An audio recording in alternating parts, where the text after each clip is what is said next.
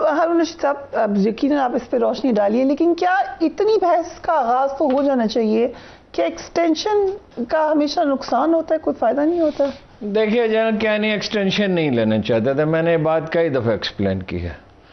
یہ بڑی مشکل سے ہم نے انہیں راضی کیا. انہوں نے کہا میں تو انکار کر چکا ہوں، اور واقعی وہ انکار کر چکے تھے. بڑے مشکل سے ان کے دوستوں نے قائل کیا کہ بھئی جنگ ہو رہی ہے، بہت اس وقت بہت نازک صورتحال سے 3 سے 5 بڑے دھماکے ہوتے تھے، کچھ کم ہو گئے تھے. تو اگرچہ سوات کا آپریشن کامیابی سے ہو چکا تھا، لیکن ہم یہ دیکھ کر حیران رہ گئے ان کی اتنی اچھی پرفارمنس. 90 دن میں آپریشن مکمل ہوا تھا سوات کا، 90 دن میں لوگ واپس چلے گئے تھے. بعد کے ادوار میں ایسا نہیں ہے، اس طرح کی پرفارمنس کبھی نہیں دیکھی گئی. وہ جن کیا نہیں تو پبلسٹی سے اوائڈ کرتے تھے، اور باقی لوگوں نے تو تشہیر پہ بڑی توجہ دی. تو اس کے باوجود میں نے وزیر اعظم سے بھی پوچھا، انہی دنوں میری وزیر اعظم سے ملاقات ہوئی ایکسٹینشن کے بعد، کہ کیسے آپ نے ان کو آمادہ کیا. تو ان کے الفاظ یہ تھے، منت سماجت سے، یہ سر رضا گیلانی نے کہا. لیکن ہم یہ دیکھ کر حیران رہ گئے کہ لوگوں نے اس فیصلے کو پسند نہیں کیا. اور اس دفعہ تو آپ کو پتا ہے ایکسٹینشن کیسے ہوئی، یعنی اپوزیشن کی بھی مدد حاصل کی گئی، خان صاحب سے بھی کہا گیا، یہ پورا بندوبست کیا گیا. الگ ہی جواب یہ میں آپ کو بتا دوں کہ ان کے چیف آف آرمی اسٹاف بننے کے بعد جس پہلے آدمی سے ان کی ملاقات ہوئی اخبار میں اس میں سے، وہ میں تھا، جلد بازو سے. اور کیا کہا؟ اور مجھے انہوں نے کہا تھا میں آپ سے میں نے ان سے کچھ پوچھا نہیں تھا، میں تو صرف ان کی بات سننے کے لیے گیا تھا. 2-3 دفعہ ان کا میسج آیا، ایک تو الیکشن 100% فیئر ہوں گے، اور ایک میں 1 دن کی بھی ایکسٹینشن نہیں لوں گا. اور یہ آخری 3-4 مہینے میں ہوا ہے. خاص طور پہ دیکھیے حکومت کا جانا تو ایک الگ بحث ہے، اس میں تو کئی ایک سے زیادہ نقطہ نظر ہو سکتے ہیں. اعظم سواتی کا واقعہ اس سے بھی زیادہ المناک، اتنا ہی المناک ہے ویسے. ایک 75 سالہ بوڑھے آدمی کو پوتے پوتیوں کے سامنے مارنا، اس کے برہنہ کرنا، اس کی فلم ایک چلانا، اس کی تذلیل کرنا، پھر گرفتار کیا ہوا ہے. ارشد شریف کا قتل جو کبھی پاکستانی صحافت بھلا نہیں سکے گی. اور اخبار نویسوں کو ملک چھوڑ کے جانا پڑا، اور طرح طرح کے دباؤ آئے. یہ بھی میں نے عمران خان صاحب کا انٹرویو کیا تو خالص غیر سیاسی انٹرویو، وہ نشر نہیں ہو سکا. نشر نہیں ہو سکا؟ نہیں، یہ ابھی 1 مہینہ پہلے کیا اس کا اعلان بھی کر دیا. اتنا دباؤ آیا کہ جس کی کوئی حد نہیں ہے.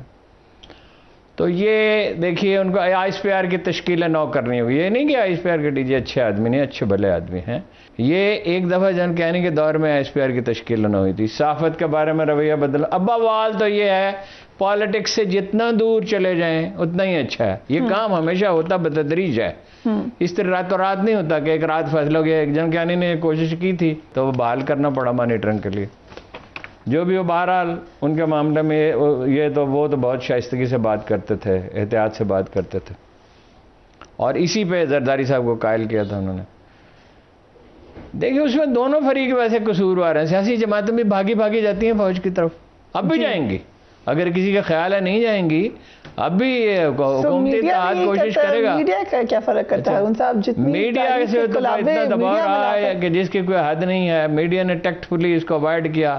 جو لوگ نہیں کر سکتے تھے، ہضم نہیں کر سکتے تھے، وہ ملک چھوڑ کے چلے گئے. بہت سی چیزیں تبدیل کرنی ہیں. اکاؤنٹیبلٹی کا طریقہ دیکھیے، نہیں اکاؤنٹیبلٹی پہ بعد میں آتے ہیں. دیکھیے دنیا بھر میں جہاں ترقی ہوئی ہے سول اداروں کے بل پہ ہوئی. ٹھیک، فرانس میں تعلیمی نظام تباہ ہو گیا تھا، فوج نے اس کی تشکیل میں مدد کی. پچھلی صدی کی بات. جیسے جنرل صاحب نے ابھی فرمایا، زلزلوں میں، آفات میں بڑا اچھا کام کیا، اس میں کوئی شبہ نہیں ہے. فوج کے بغیر ہو سکتا ہی نہیں تھا. کورونا کا نہیں ہو سکتا تھا، FATF کا نہیں ہو سکتا تھا. باڑھ تو ویسے مکمل نہیں ہوئی ہے، جب سے طالبان آئے ہیں مسائل بڑھ گئے ہیں. اس سے پہلے تو پھر بھی رفتار بہتر تھی، اور ابھی تو انہوں نے TTP نے معاہدہ ہی توڑ دیا ہے، اور انہوں نے کہا ہے سیکیورٹی کے بہت چیلنجز حملے کریں گے، اور کس دھڑلے سے کہا کہ بے گناہوں کو قتل کریں گے. اس کا خلاصہ تو یہ ہے نا، بے گناہوں کو قتل کریں گے، اور کوئی طالبان میں انہیں روکنے والا نہیں ہے، اور گن گانے والے طالبان کے بہت ہیں. تو یہ بہت سے فیصلے کرنے ہوں گے، لیکن فیصلوں میں ضروری ہوتا ہے نہ تو وقت ضائع کیا جائے، نہ تاجیل کی جائے، حکمت سے کام لیا جائے. اور بتدریج دیکھیے سول ادارے دنیا میں، یہ کوریا ہے، یہ شمالی کوریا، یہ جنوبی کوریا. تہذیب ایک، تاریخ ایک، روایات ایک، تمدن ایک، نسل ایک، کتنا فرق ہے دونوں میں. یہ میکسیکو کا ایک شہر ہے، آدھا ادھر ہے، آدھا امریکہ میں ہے، کتنا فرق، بے شمار فرق ہے. سول اداروں کو مضبوط کرنے کے لیے میں تو ہمیشہ ان سے جب بھی کسی سے ملاقات، اب تو خیر میں نے ملنا چھوڑ دیا تھا 4-5 سال سے، یہی کہا بھائی سول ادارے ہوں گے تو ملک، عدالت ٹھیک ہوگی تو انصاف ہوگا نا، پولیس ٹھیک ہوگی تو داد رسی ہوگی نا، ایف بی آر ٹھیک ہوگا تو ٹیکس کلیکشن ہوگا. 1000-1500 ارب روپے ایف بی آر والے کھا جاتے ہیں، تو اس کا مطلب ہے 4-5-6 ہزار ارب کا نقصان ہوتا ہے تو کھا جاتے ہیں نا. ٹھیک، یہ پٹوار کیوں نہیں ٹھیک کر سکتے جی؟ دنیا بھر میں ٹھیک ہو سکتا ہے یا نہیں ہو سکتا؟ آپ ایٹم بم بنا سکتے ہیں، آپ میزائل بنا سکتے ہیں، آپ دنیا کی بہترین فوج بنا سکتے ہیں. اقوام متحدہ کی ریٹنگ میں پاکستانی فوج کا درجہ بہت بلند ہے، اگر سب سے بہتر نہیں ہے تو سب سے بہترین میں سے ہے. باقی یہ کیوں نہیں کر سکتے؟ ٹیکنیکل تعلیم جس کی ضرورت ہے اس میں فوج مدد کر سکتی ہے، ایجوکیشن کا نظام بلڈ کرنے میں مدد کر سکتے ہیں. مدد کریں، اس کا رول اختیار نہ کریں. Very important. ہر دانا آدمی 14, 15, 20, 16 سال کی عمر میں اپنے بیٹے پہ ذمہ داریاں عائد کرنا شروع کرتا ہے، ٹھیک، کہ یہ اپنے پاؤں پہ کھڑا ہو. تو یہ سول اداروں کو مضبوط کرنا ہوگا اور اس کے لیے ایک جامع حکمت عملی بنانی ہوگی، اور اس جامع حکمت عملی پہ میں ہمیشہ کہتا ہوں تدریج کے ساتھ عمل ہوگا. اور یہ فوج جو لوگوں کی آنکھوں کا تارا تھی، ایک دفعہ جان کہنے نے مجھ سے کہا، وہ ایبٹ آباد والے بات کے بعد ہماری ریٹنگ بہت گر گئی، گراف گر گیا. میں نے کہا گراف کیا ہوتا ہے؟ لوگ اس کو بھول جائیں گے، آپ کا قصور نہیں ہے اس میں، آپ کا کیا کوئی قصور، آپ نے دانستہ کیا ہے. تو کچھ عرصے کے بعد میں نے پوچھا گراف کیسا ہے؟ انہوں نے کہا گراف ایسا ہے کہ لوگوں نے یہ سوال ہی پوچھنا چھوڑ دیا، اب 80% چلا گیا. اگر آپ ٹھیک کم، لوگ اندھے نہیں ہیں، یہ بڑا، لوگ بہرے بھی نہیں ہیں، لوگ کم عقل بھی نہیں ہیں.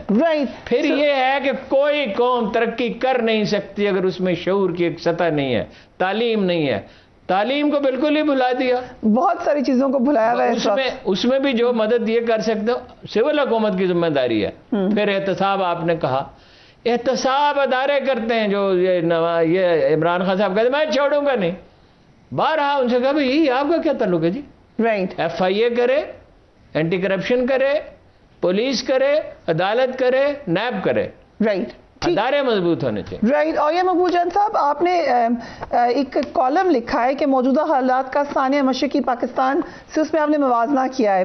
تجویز آپ نے یہ دی ہے کہ الیکشن کروائے جائیں تاکہ پاپولر عوامی لیڈرشپ اقتدار سنبھالے اور دوبارہ خدا نخواستہ کوئی ریپیٹ نہ ہو. ابھی ہارون صاحب نے ریٹنگ کا ذکر کیا، اس وقت کیا آپ سمجھتے ہیں کہ جو موجودہ چیلنجز ہیں ان میں سے ایک بار پھر انفارچونیٹلی پاپولیرٹی کی ریٹنگ بھی بڑی اہم ایریا آف کنسرن ہوگی اہم مقتدر حلقوں میں؟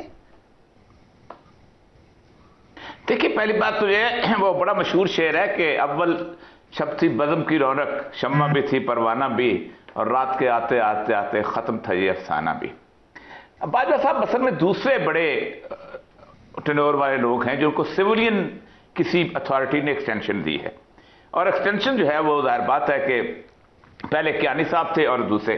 ہمارے سامنے بڑی چیزیں بڑی آسان نظر آتی ہیں کہ اس نے وزیر اعظم نے دے دی، اس نے نہیں دے دی. میرے سامنے جو کتاب پڑھی ہوئی ہے ڈائریکٹوریٹ ایف، یہ بڑی مشہور کتاب ہے، اور اس کے اوپر یہ، کیونکہ ہارون صاحب نے کیانی صاحب کی ذکر کیا ایکسٹینشن کا، میں ذرا سا اس ایکسٹینشن کی پوری کاروائی جو اس میں دی گئی ہے وہ بڑی حیران کن ہے. وہ کہتے ہیں کہ Ashfaq Kayani arrived in Washington October 19. اب اس میں وہ آتا ہے، وہ کہتے ہیں کہ وہ ہیلری کلنٹن کے ساتھ میٹنگ تھی تو انہوں نے اپنی باب وڈورڈ کی کتاب نکالی ہے، اوباماز وار. ان کا میں کتاب پڑھ لیا، اب میں آپ کو سمجھ گیا ہوں، لیکن اگلا مسئلہ میں فکرہ سناتا ہوں. When he met Mullen, Kiani returned to a delicate subject they had been discussing privately for months. Should Kiani engineer and accept a 3-year extension as Chief of Army Staff? In public, the Obama administration emphasized the importance of Pakistani democracy and the civilian. یہ اس نے کہا ہے کہ انہوں نے کہا ہے کہ تو کتنے عرصے سے آپ کوشش کر رہے ہو، انجینئر کر رہے ہو ایکسٹینشن کو. اس کے بعد اگلا اس میں آتا ہے کہ کیانی صاحب کو لے کے گئے وائٹ ہاؤس میں. اب پریزیڈنٹ اوباما کیانی سے ملاقات نہیں کر سکتے تھے پروٹوکول کے حساب سے، تو اورنج روم میں ان کو بٹھایا گیا، اور کہتا ہے کہ suddenly by chance by design Obama entered. Obama نے انٹر ہو کے کہا اوہ کیانی یو آر ہیئر. مجھے تو نہیں پتا تھا، آپ دورے پہ تھے، پورا کا کتاب کے اندر دیا گیا ہے، اٹس مارکیٹ بک، اس کے اندر سارا کچھ انہوں نے، اور یہ خاص طور پہ جارج ٹینٹ نے خود لکھوائی۔ اور یہ سب اس وقت ایلائز تھے ایک وار آن ٹیرر میں، اگر امریکہ کی کوئی دیکھیں انہوں نے، دیکھیں جس نے بھی کیا، ایک بات تو یہ ہے نا، ایلائز تھے، ابھی بھی چلے آ رہے ہیں۔ اب کہاں پوائنٹ واز کہ اس وقت اگر ان کے کوئی انٹرسٹ تھا تو ٹھیک ہے، انٹرسٹ ہو سکتا تھا، لیکن ہوئے جو فیصلے وہ تو یہیں کی بیسس پر ہوئے ہوں گے، ان کے اپنے انٹرسٹ ہوں گے، ہمیشہ ہوتے ہیں، ابھی بھی ہوں گے۔ میں عرض کر دیتا ہوں نا کہ ایوب خان کی جو پوسٹنگ ہوئی ہے وہ تو سیکورٹی پیپرز میں آ گئی ہوئی ہے نا، کہ لیاقت علی خان صاحب نے ایکسیپٹ کیا، ایکسیپٹ کرنے کے بعد لیاقت علی خان صاحب نے کہا کہ ہمیں جہاز بھیج دو، انہوں نے جہاز بھیجا، 15 دن کا دورہ ہوا، انہوں نے کہا 14 دن ہم اور رہنا چاہتے ہیں، وہ رہنے لے گئے، امریکن پلین۔ پھر کہا ہم کینیڈا جانا چاہتے ہیں، انہوں نے کینیڈا چلے جاؤ۔ پھر اس کے بعد انہوں نے کہا ہم وہاں جانا چاہتے ہیں، کہاں؟ اپنا انگلینڈ۔ 2.5 مہینے لیاقت علی خان، رانا لیاقت علی خان دورہ کر کے آئیں۔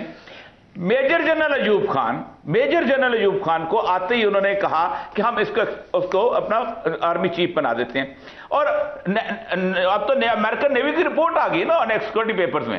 سفید جھوٹ ہے۔ زرداری صاحب زندہ ہیں، کینی صاحب بھی زندہ ہیں۔ زرداری صاحب نے کہا تھا آن مائی ڈیڈ باڈی، وہ انکار کر چکے تھے، جتنے معتبر گواہ آپ کہیں میں پیش کر سکتا ہوں۔ یہ سفید جھوٹ ہے۔ امریکہ میں جو کچھ لکھا جاتا ہے وہ انجیل مقدس ہے، ایک آدمی نے لکھ دیا، وہ درست بھی ہو سکتا ہے، نادرست بھی ہو سکتا ہے۔ میں نے آپ سے عرض کیا کہ میں نے وزیر اعظم سے پوچھا یوسف رضا گیلانی صاحب سے کہ کیسے آپ نے انہیں آمادہ کیا؟ انہوں نے کہا میں نے آمادہ کیا، زرداری صاحب سے کہا کہ بھئی اس آدمی کے ہوتے ہوئے ماشاء اللہ کا کوئی خطرہ نہیں ہے۔ اور کینی صاحب سے تو میری کتنی دفعہ بات ہے، انہوں نے کہا ایک مصیبت میں مجھے آپ پھنسا رہے ہیں، بعد میں بھی کہتے رہے آپ مصیبت میں پھنسا دیا۔ لوگوں نے ان کی منت سماجت کی، یوسف رضا گیلانی سے پوچھے، یوسف رضا گیلانی کا بیان چھپا ہوا بھی ہے کہ منت سماجت سے